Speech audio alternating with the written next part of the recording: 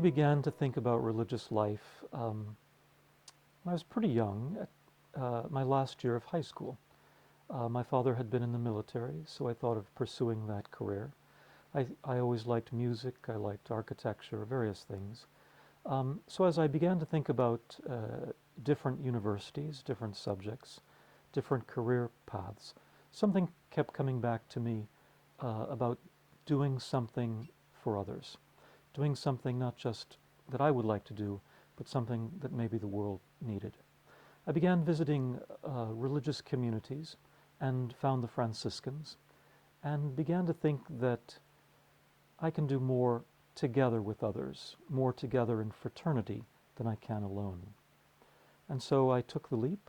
I actually applied to the Franciscans and joined, and I've been happy ever since. I've been in the order for over 30 years now, and I don't regret one moment.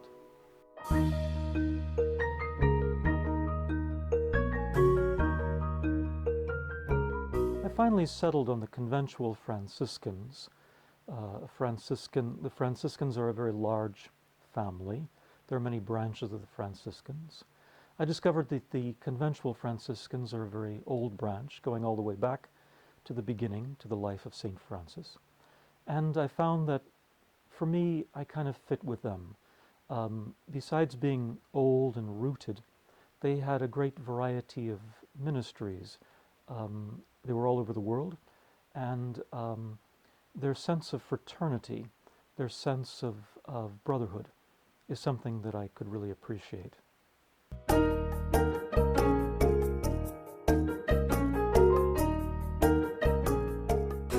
I settled on the Franciscans because I believe that he was a great man of fraternity. Even though he was holy in himself, had great gifts in himself, he believed that he couldn't serve others or probably even change the world without brothers around him. And that really appealed to me. And I think for today also, young people are looking to change the world, but they want to do it together. They want to do it in common. And I think that's what we offer in religious life, that together, with a common mind, a common heart, we can really change the world. Our Holy Father, Pope Francis, I believe specifically chose the name Francis because he wanted to do the same thing. He wanted to be an example of welcoming people into an environment of fraternity, not of judgment, but of welcoming into the gospel that can embrace all people.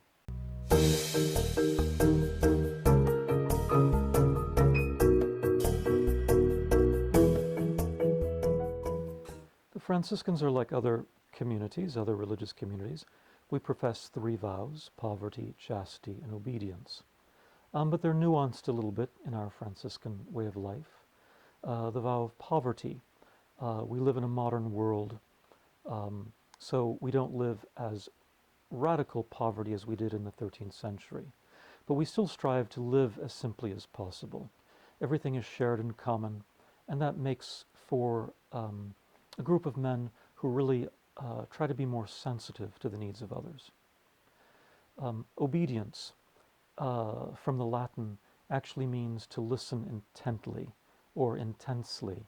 So obedience is not simply doing the will of someone else. It's actually listening intensely to the needs of the community, to the needs of our brother religious, to the needs of society around us, a shared listening. And chastity, the virtue that is often misunderstood, is not one of simply giving up sexual relations in your life. Chastity is a fuller virtue than that. It's about love. It's about accepting love and trying to love all people equally. It's a focused vision, going outside of yourself to serve others. And we do that together as a fraternity, as a loving brotherhood.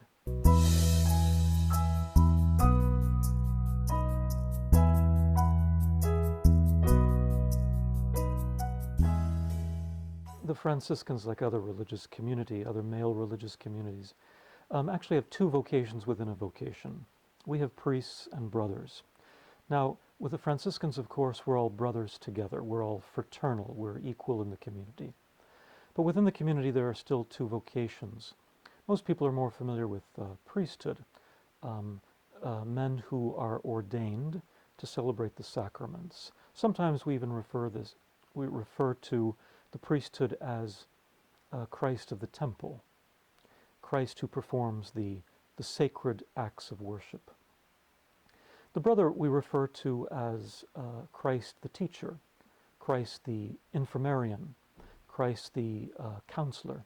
So not to separate the two vocations to such a strict degree that the priests are only do sacramental work and the brothers only do more physical work, but in the sense that a brother is a consecrated man, equal to the priest, in that they both profess the vows of poverty, chastity, and obedience.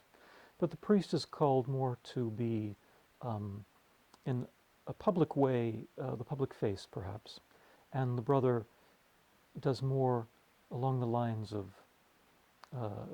daily work, ministry, more one-on-one with the public. It's hard to distinguish between the both without thinking that one is better than the other. But in the Franciscan way of life, we do see ourselves as equal. And today, a brother can be a superior of a community, can be a leader in the community, can study, can have degrees as well. So we're one in the community, but there are still two distinctions of priesthood, those ordained for the sacraments, and those who minister in social work, in healthcare, in academics.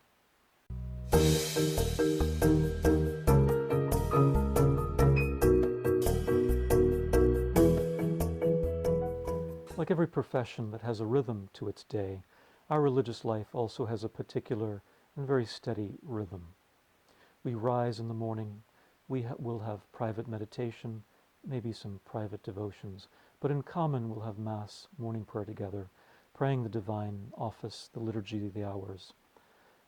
We'll have breakfast in common, and then depending on the work, the ministry that you have, people will go off to hospital chaplaincies, teaching school, whatever social work they're engaged in, the multitude of ministries.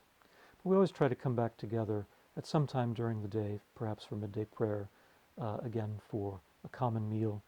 And then in the evening we'll have rosary, evening prayer, and common recreation also.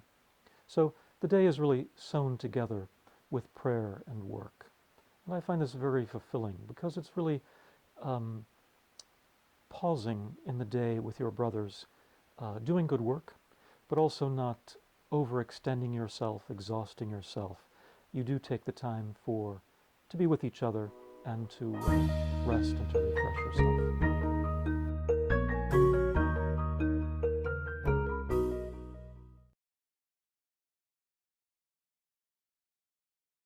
I've been a vocation director for many years, and I've always considered it a grace, a blessing, to meet young men who want to who want to follow our way of life, who want to consecrate themselves to the vows of poverty, chastity, and obedience in service to others, and to dedicate themselves more to God in a very focused way.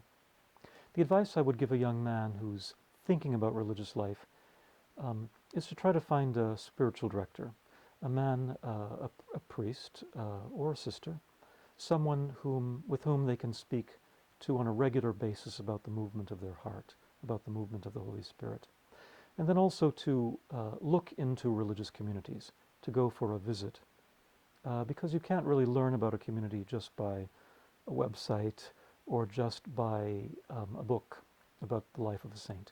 To go and visit, to meet the men who are actually living that lifestyle, that's where you really learn about the daily life, the daily routine of our life. I think I would also tell a young man interested in our way of life just to be patient, to be at peace, because this is not a career. It's really the movement of the Holy Spirit, and to be open to the Spirit, open to God speaking to you.